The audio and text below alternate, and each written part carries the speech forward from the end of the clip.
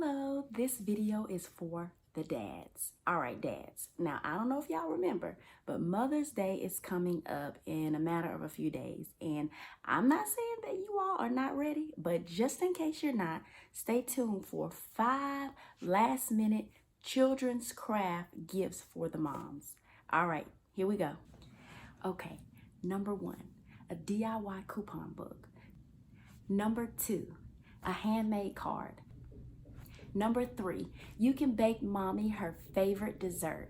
So a great idea are cookies. Children will love to help make these cookies and they will be a special treat for mommy. Number 4, a picnic.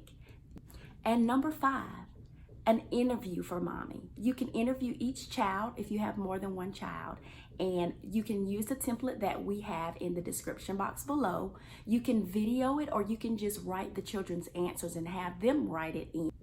All right, dads, I am done. That's it. I hope you enjoyed those last minute crafts and make me proud. Let me know how it goes with mommy on Mother's Day. I would love to hear feedback and also see some of the handmade crafts that your children did.